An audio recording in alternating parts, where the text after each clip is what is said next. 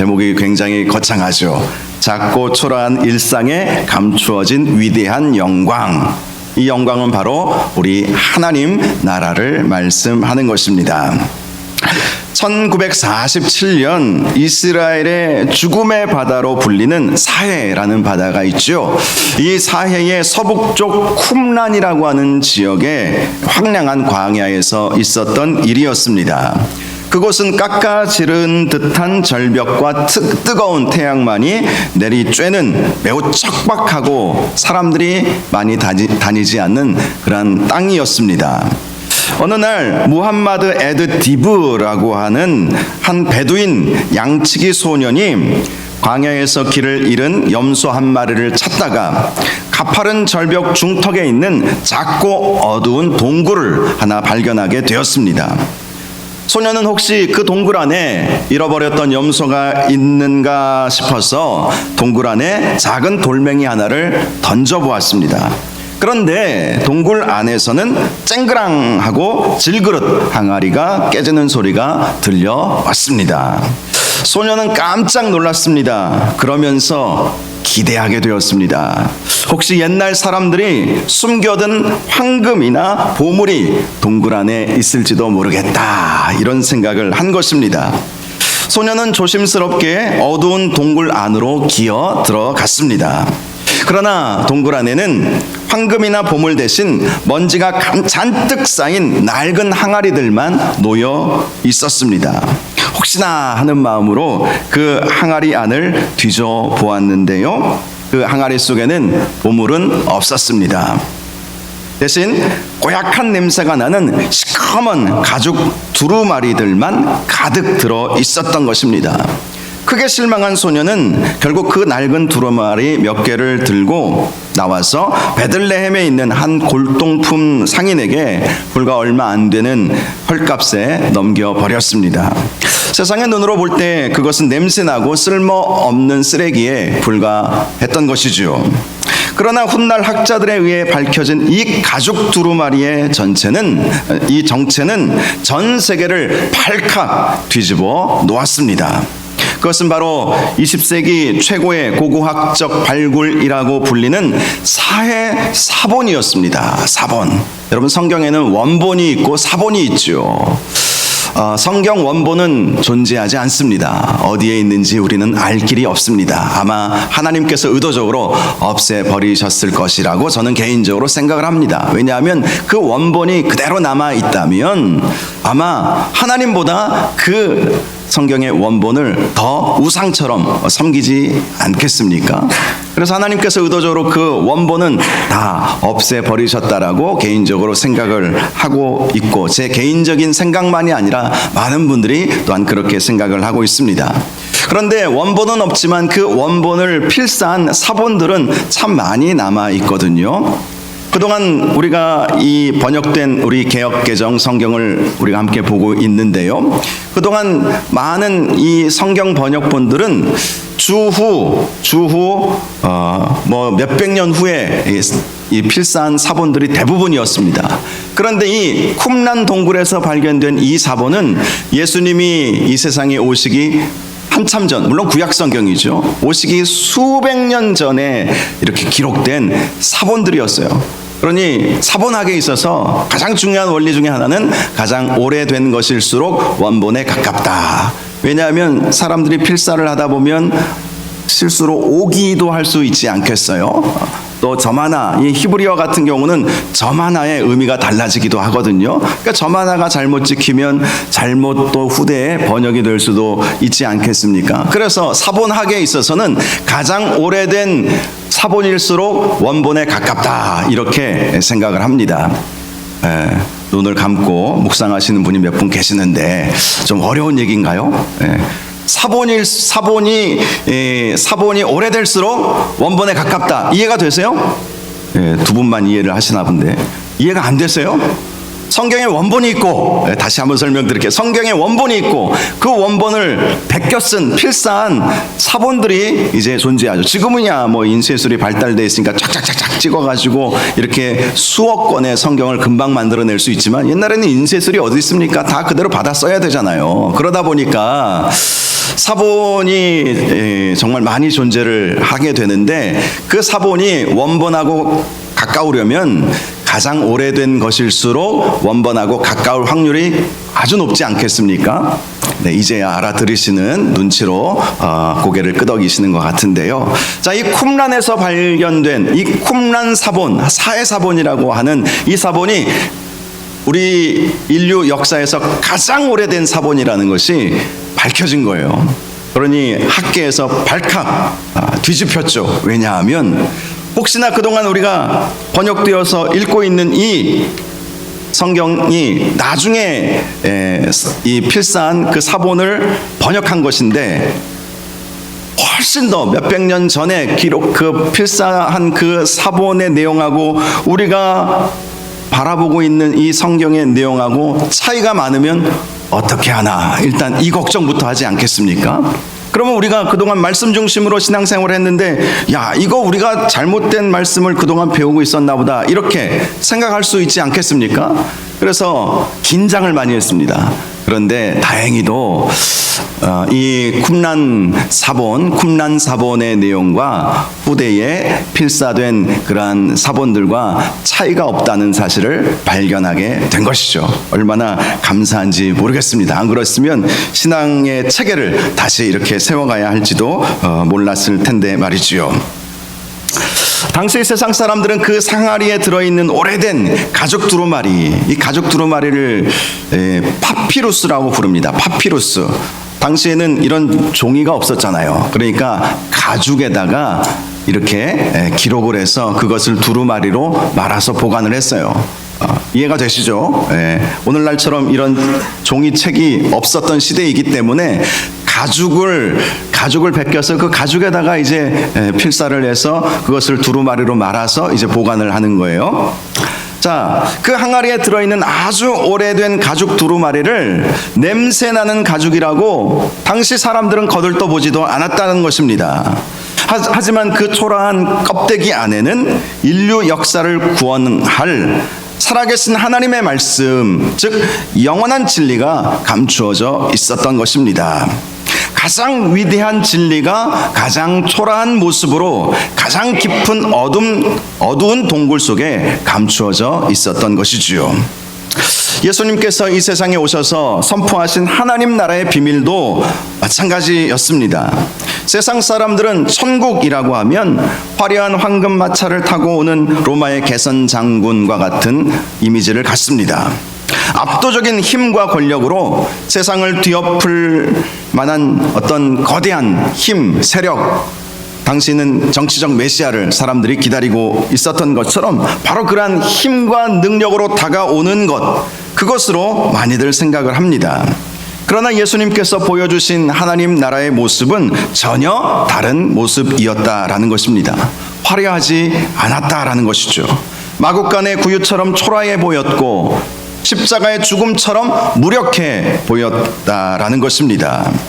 쿰란 동굴에 숨겨진 낡은 가죽 두루마리처럼 세상의 눈에는 아무런 가치가 없어 보였다라는 것이죠.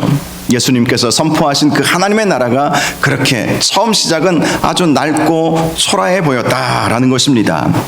그러나 그 작고 초라해 보이는 복음 안에 온 우주를 구원하고 세상을 뒤집어 놓을 위대한 생명의 능력이 감추어져 있었던 것입니다. 오늘 본문에서 예수님은 이 하나님 나라의 위대한 비밀을 세 가지 비유를 통해서 우리에게 말씀해 주고 있습니다. 세상의 거대한 힘 앞에서 우리의 신앙이 때로는 초라해 보이고 우리의 일상이 쿰란의 동굴처럼 어둡게 느껴질 때가 있습니다. 그러나 하나님은 이미 우리 안에 세상을 이길 위대한 복음의 생명력을 예비하여 주신 것입니다. 오늘 선포되는 이 예수님의 천국 비유의 말씀을 통해서 작은 것에서부터 시작하여 가장 위대한 영광으로 완성되어가는 하나님 나라의 놀라운 은혜를 저와 여러분들이 경험하실 수 있기를 주님의 이름으로 축원합니다. 오늘 본문을 보면 예수님은 이 하나님 나라에 대해서 세 가지 비유를 말씀해 주셨죠. 첫 번째는 등불의 비유였습니다. 또 두 번째는 자라나는 씨의 비유였고요. 또 세 번째는 겨자씨 비유였습니다. 이 세 가지 비유는 하나님 나라의 점진적인 확장과 필연적 승리라고 하는 한 가지 공통된 주제를 가지고 있습니다. 하나님 나라는 점진적으로 확장되고 필연적으로 승리할 것이다 라는 말씀을 하고 있다는 것입니다. 하나님 나라는 지금 우리가 살아가고 있는 이 땅에서부터 시작되어서 온 우주로 확장되어 가는 나라라는 것입니다. 또한 지금은 치열한 영적 전투가 벌어지고 있지만 결국 하나님께서 승리하신다. 궁극적인 승리는 주께 있다 라는 사실을 말씀해 주고 있는 것입니다. 이 세 가지 비유를 하나하나 살펴보면서 말씀의 은혜를 함께 나누려고 합니다. 첫 번째로 예수님은 등불의 비유를 통해서 천국 복음이 마침내 온 세상에 찬란하게 드러나야 할 것임을 말씀해 주고 있습니다. 등불의 비유 21절을 보면 또 그들에게 이르시되 사람이 등불을 가져오는 것은 말 아래에나 평상 아래에 두려함이 아니냐 등경 위에 두려함이 아니냐라고 말씀을 하고 있습니다. 고대 1세기 팔레스타인 지역의 일반적인 가옥은 창문이 거의 없는 어두운 단칸방 구조였습니다. 그래서 밤이 되면 올리브 기름을 태우는 작은 등불을 켜야만 했습니다. 여기서 이 말 아래에라고 말씀을 하고 있죠. 말 아래나 평상 아래에 두려함이냐 이렇게 물어보지 않으셨습니까? 이 말이라고 하는 것은 곡식의 양을 재는 커다란 나무통을 의미하는 것입니다. 또 평상은 사람들이 누워 자는 침상을 말하는 것이죠. 그렇죠. 아무리 어리석은 사람이라도 불을 켠 등불을 말 아래 두지 않습니다. 그러면 어떻게 될까요? 산소가 다 타버려서 불이 꺼져버려요. 그렇죠. 이 나무통이 있는데 그 나무통에 이 등불이 있는데 그 나무통 위에다가 이 등불 위에다 나무통을 덮어놓는 사람은 없죠. 그럼 금방 꺼져버리는 거예요. 침상 밑에 만약에 여러분 등불을 놓으면 화재의 위험이 있지 않겠습니까? 여러분 등불의 유일한 존재 목적은 방 안을 밝히기 위한 것 아니겠어요?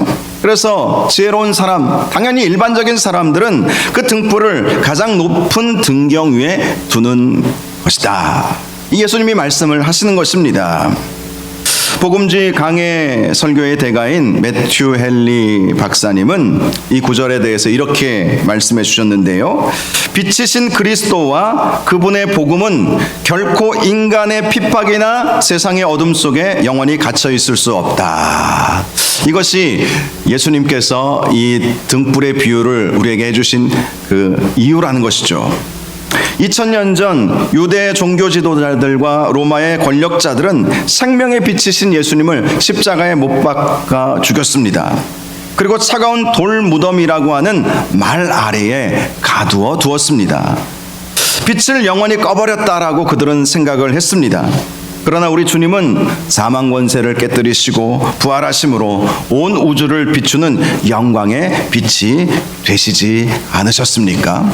그렇습니다. 사람들이 말 아래에 빛을 두려고 했을지라도 주님은 사망 권세를 깨뜨리시고 영원한 승리를 선포하셨던 것이죠.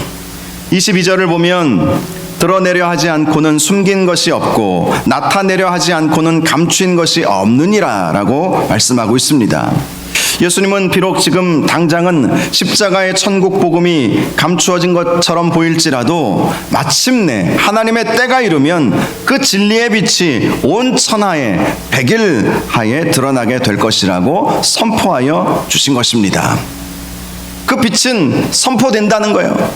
비록 그 빛이 작아 보이지만 그 빛은 온 천하에 밝은 빛을 비추게 될 것이다. 천국 복음이라고 하는 것이 처음의 시작은 작을지라도 그 빛이 온 세상을 환하게 비추는 빛이 될 것이라고 말씀하고 있는 것입니다. 레슬리 뉴비긴 박사님이라는 선교학자가 계시는데요. 그분이 이런 말씀을 하셨습니다. 다원주의 사회 속에서 기독교의 복음은 단순한 개인의 내면적 위안이나 사적인 취향에 머물 수 없다.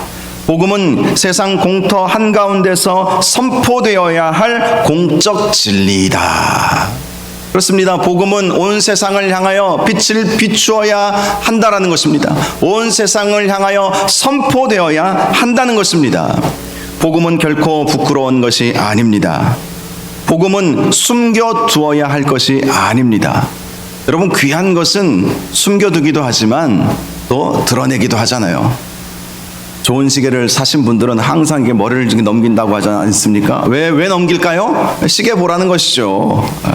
드러내야 하는 영역들이 분명히 있는 것이죠. 복음이라고 하는 것은 온 세상에 드러내야 할 영역이라는 것입니다. 우리가 살아가고 있는 도시 속에서, 그리고 각자의 직장과 가정에서 예수 그리스도의 빛을 비추는 등경 위의 등불로 우리가 부름을 받았다라는 것입니다. 결코 말 아래에 가둬두지 말고 침상 밑에 놓아두지 말라는 거예요. 등경 위에 놓으라는 거예요. 천국 복음을 등경 위에 놓고 온 세상을 밝힐 수 있어야 한다고 말씀하고 있는 것입니다. 그러므로 우리가 살아가고 있는 이 지역에서, 또 우리 가정에서, 우리의 직장에서 우리는 그리스도인임을 숨기지 말아야 할 것입니다. 확실하게 드러내시는 저와 여러분들 되시기를 바랍니다. 결코 세상의 조롱과 핍박이 두려워서 믿음의 등불을 평상 아래에 숨기지 말아야 한다는 것입니다. 24절을 보면 너희가 무엇을 듣는가 스스로 삼가라. 너희의 헤아리는 그 헤아림으로 너희가 헤아림을 받을 것이며 더 받으리니 라고 말씀하고 있습니다.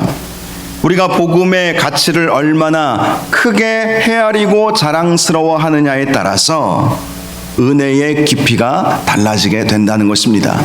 여러분은 복음이 기쁘십니까? 복음 때문에 행복하십니까? 복음의 능력을 믿습니까? 복음을 자랑하고 싶어 하십니까? 여러분이 어떻게 하느냐에 따라서 복음의 능력이 더 강력하게 우리에게 임하게 된다라는 것입니다. 여러분, 우리가 복을 받으려면 복받을 삶의 모습을 가져야 하지 않겠습니까? 어떻게 사는 것이 복받을 삶의 모습일까요? 빛이신 예수 그리스도를 온 세상에 선포하는 것, 그것을 말 아래에 가두어 두지 않고 침상 밑에 숨겨놓지 않고 등경 위에 두면서 복음을 우리가 살아가고 있는 이 삶의 현장 속에서 선포하며 사는 것이야말로 하나님의 놀라운 복이 임하는 삶이라는 사실을 믿으시기를 주님의 이름으로 축원합니다. 두 번째, 예수님은 씨의 비유를 해주셨는데요. 자라나는 씨의 비유를 천국과 관련해서 설명해 주셨습니다. 이 비유의 특징은 영적 성장의 주권이 철저히 하나님께 있다라는 것을 말씀해 주고 있습니다. 성장의 주권은 하나님께 있다. 사도 바울도 그렇게 말씀하지 않으셨습니까? 나는 심었고 아볼로는 물을 주었으되 하나님께서 자라게 하시나니. 우리 주님께서 자라가게 하신다는 것입니다. 이 자라나는 씨의 비유는 사복음서 중에 유일하게 이 마가복음에만 기록되어 있는 아주 중요한 비유의 말씀이죠. 26절과 27절을 보면 하나님의 나라는 사람이 씨를 땅에 뿌림과 같으니 그가 밤낮 자고 깨고 하는 중에 씨가 나서 자라되 어떻게 그리 되었는지를 알지 못하느니라.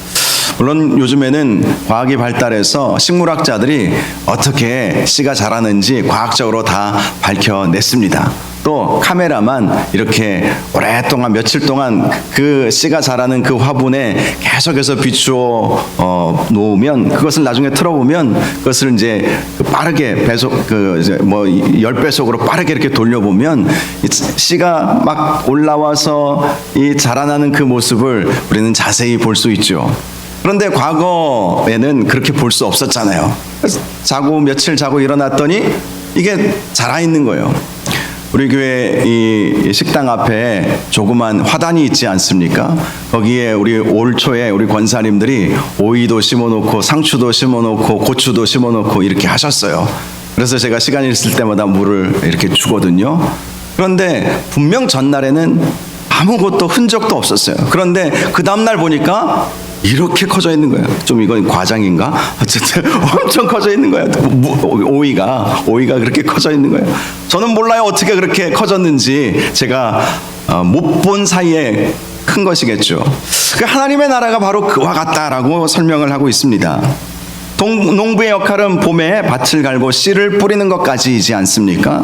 그 후에는 자신의 일상의 삶을 살아갑니다. 밤에 자고 낮에 일을 하죠. 그런데 농부가 깊이 잠든 그 고요한 밤에도 흙 속에서는 위대한 생명의 창조의 역사가 일어나고 있다는 것입니다. 단단한 씨앗이 껍질을 깨고 뿌리를 내리며 연약한 싹을 틔웁니다. 농부는 그 기적 같은 성장의 원리를 다 이해하지 못합니다. 자신이 인위적으로 그 씨앗을 끄집어 올린 것이 아니기 때문입니다. 예수님께서 이 말씀을 하신 이유는 하나님 나라는 하나님께서 하나님의 방법으로 성장시켜 나가신다라는 것을 말씀하는 거예요. 여러분, 교회 부흥도 사실 마찬가지죠. 하나님께서 해주셔야 되는 것이죠. 하나님께서 함께 하실 때, 하나님께서 은혜를 베푸실 때에 하나님의 나라가 확장된다는 것입니다. 우리가 인식하지 못하는 사이에 하나님의 나라는 하나님께서 만들어 가신다라는 것입니다. 실제로 예수님의 십자가 구원 사건은 그 누구도 알지 못했던 신비한 비밀에 붙여져 있는 사건이었습니다.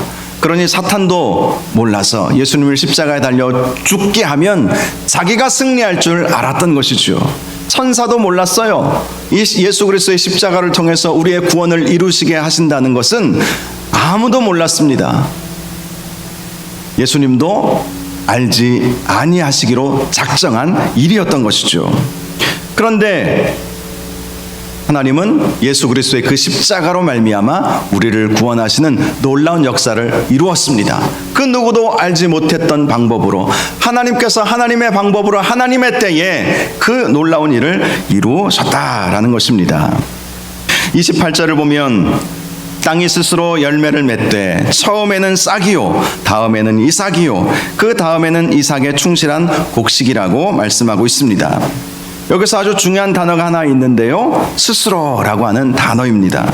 인간의 힘에 의해서 되는 것이 아니라 스스로라고 하는 이 단어가 중요하다는 거예요. 생명 그 자체에 내재된 힘에 의해서, 즉 한마디로 하나님의 창조 섭리에 의해서 스스로 자라나게 된다라는 것입니다.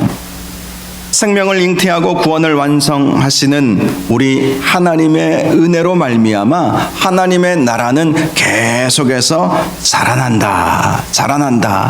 그 하나님의 영향력, 이 하나님의 나라의 특징은 하나님의 다스리심, 하나님의 통치, 하나님의 주권을 의미하는 것이거든요.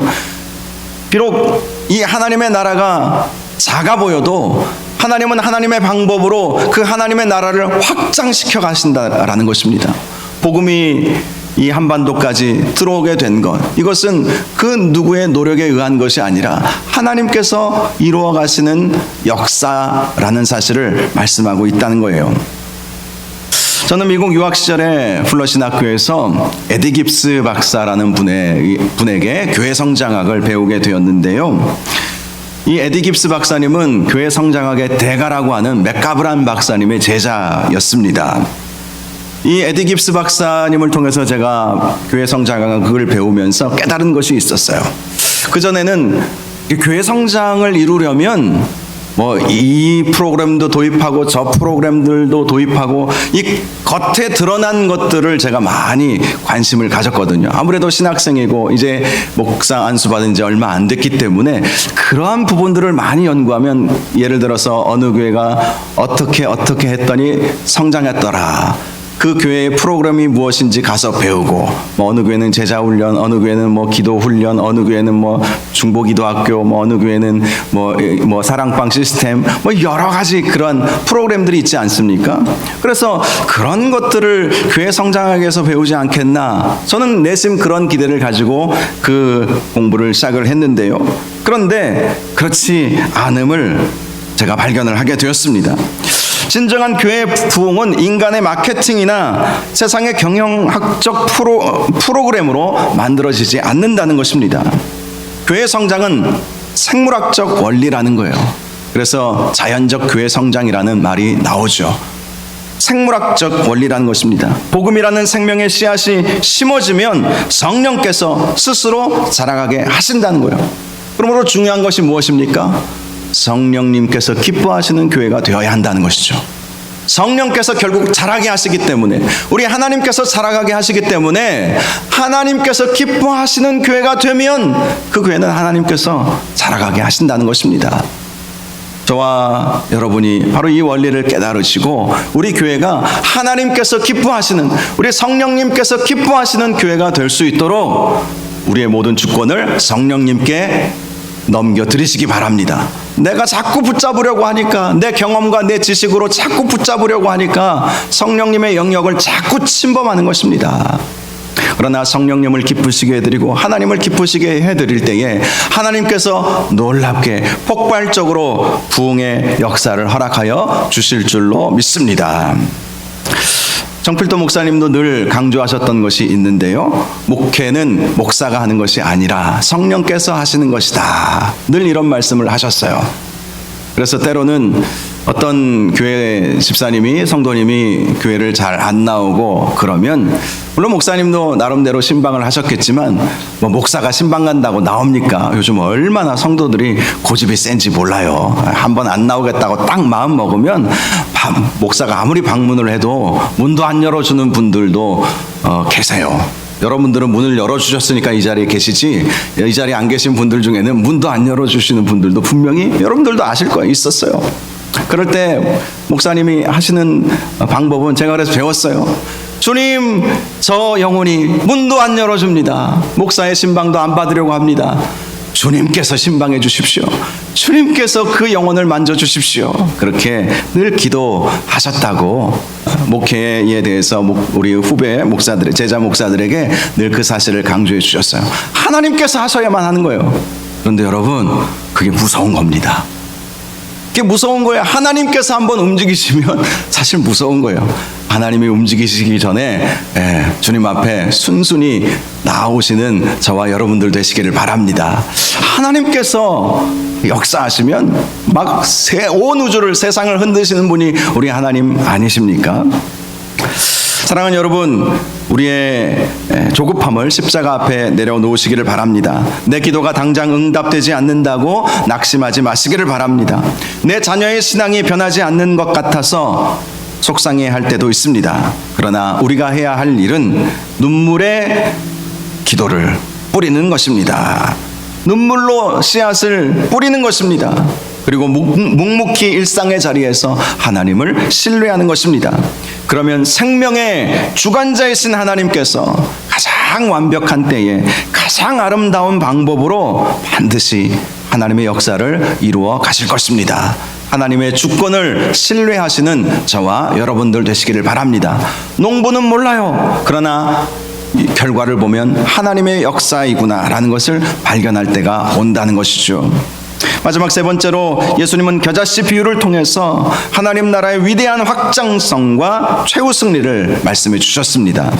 31절을 보면 겨자씨 한 알과 같으니 땅에 심길 때에는 땅 위의 모든 씨보다 작은 것이로되 라고 말씀합니다. 겨자씨는 당시 유대인들 사회에서 가장 작은 것을 의미할 때 겨자씨 같다라고 말을 했던 관용적인 표현이었습니다. 지름이 1mm도 안 돼요.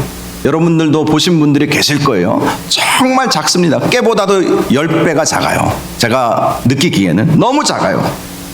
예수님이 선포하신 복음의 시작도 이 겨자씨처럼 너무나 작고 초라해 보였습니다. 이 복음이 선포된 것은 화려한 예루살렘의 성전이 아니었습니다. 변방 갈릴리의 이름 모를 언덕에서, 그 언덕이 어디인지 아시는 분 계십니까? 예수님께서 수많은 무리에게 복음을 전하셨던 그 언덕이 어디인지 우리는 알 수도 없어요. 이름 모를 언덕에서 그 천국 복음이 시작이 되었다는 것입니다. 당대의 권력자나 엘리트가 아니라 냄새나는 어부들, 가난한 세리와 창기들, 병든 자를 통해서 그 복음이 선포되었다는 것이죠. 그러나 32절을 보면 놀라운 역전이 일어납니다. 심긴 후에 자라서 모든 풀보다 커지며 큰 가지를 내나니 공중의 새들이 그 그늘에 깃들일 만큼 되느니라. 그 작은 겨자씨가 땅에 심겨 죽으면 무려 3m 이상 자라는 거대한 나무와 같은 덤불을 이루게 된다는 것입니다.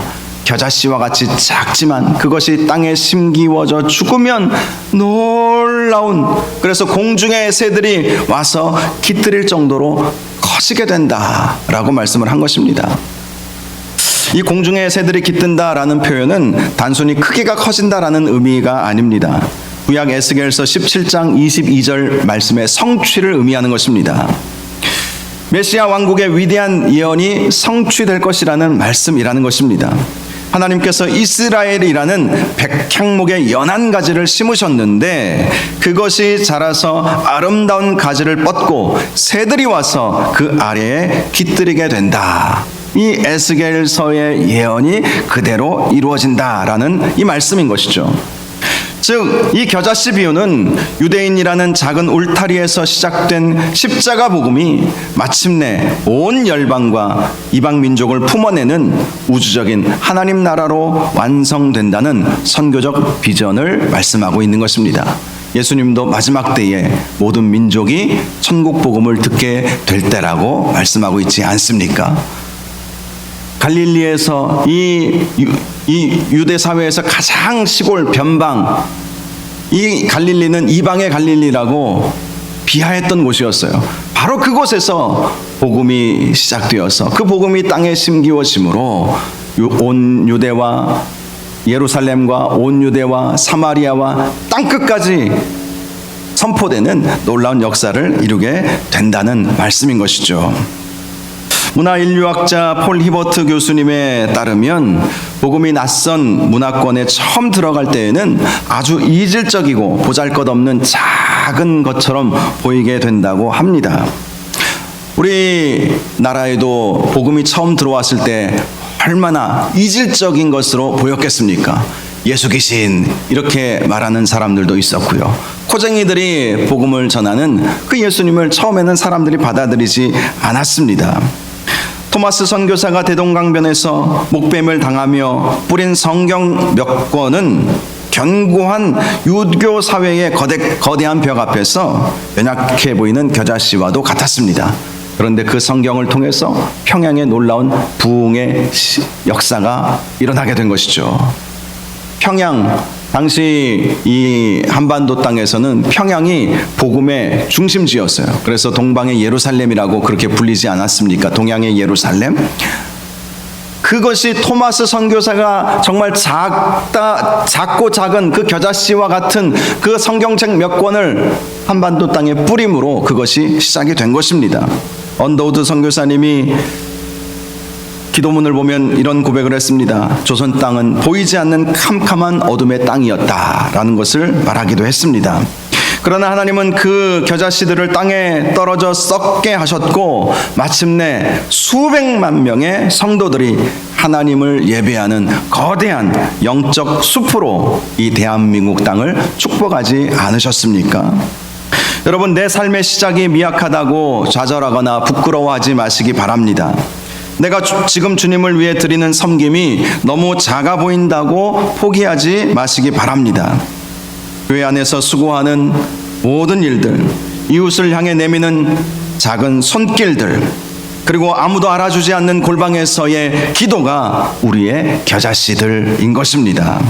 하나님은 바로 여러분의 그 작고 헌신된 겨자씨 하나를 통해서 우리 가정을 살리고 우리 교회를 살리고 우리 지역을 살리고 우리 민족을 살리고 온 열방을 살려내실 것입니다. 18세기 영국 잉글랜드 중부의 한 작은 마을에 구두를 깁는 가난한 수선공이 있었습니다. 그는 정규 신학 교육을 한 번도 받아본 적이 없는 가난한 청년이었습니다. 그러나 그의 마음속에는 복음을 향한 아주 뜨거운 열정이 있었습니다.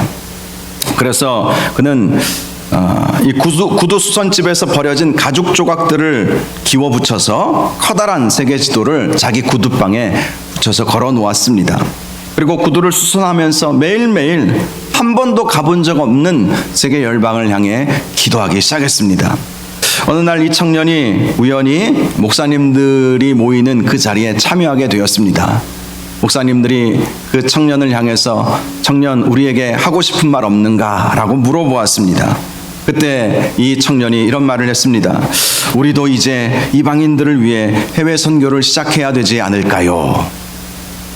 당연한 그런 말이지 않습니까? 그런데 당시 종교개혁이 시작된 지 얼마 안 되었는데 희한한 사상이 이 교회 안에 들어왔어요. 하나님의 주권을 너무 강조하다 보니까 하나님께서 하나님의 방법으로 하나님의 선교를 하나님이 알아서 이루어 가실 것이다. 물론 표면적으로는 맞죠. 그러나 더 중요한 것이 있죠. 그 일을 우리를 통해서 하기를 원하신다는 것 아니겠어요? 하나님은 하나님의 방법대로 하나님의 능력을 나타내실 것입니다. 그런데 우리를 통해서 그 일을 하기를 원하신다는 것이죠. 이 청년이 목사님들에게 이제 우리가 이방인 선교를 해야 되지 않겠습니까? 그러자 나이가 지긋한 목사님이 그를 꾸짖었습니다. 이복의 젊은이 자리에 앉게나. 하나님께서 이방인들을 구원하시고자 하신다면 자네나 내 도움 없이도 알아서 하실 걸세. 물론 알아서 하시겠죠. 그런데 우리가 아무것도 안 한다는 것도 말이 안 되는 것이죠. 그러나 이 청년은 포기하지 않았습니다. 그리고 이러한 이 말씀을 이 마음속에 새기게 되었습니다. 하나님으로부터 위대한 일을 기대하라.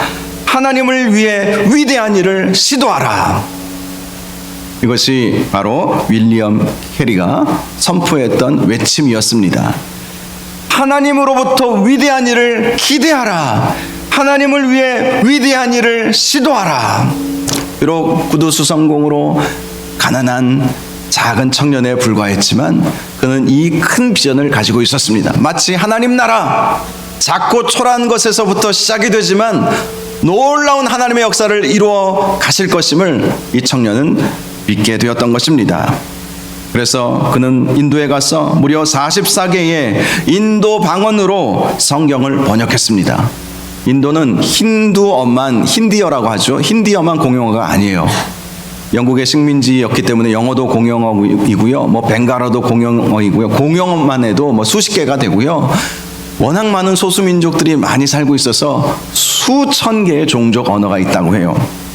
물론 그가 번역했던 44개의 인도 방언의 그 성경은 작을지 모르겠지만 놀라운 하나님의 일을 한 것이죠.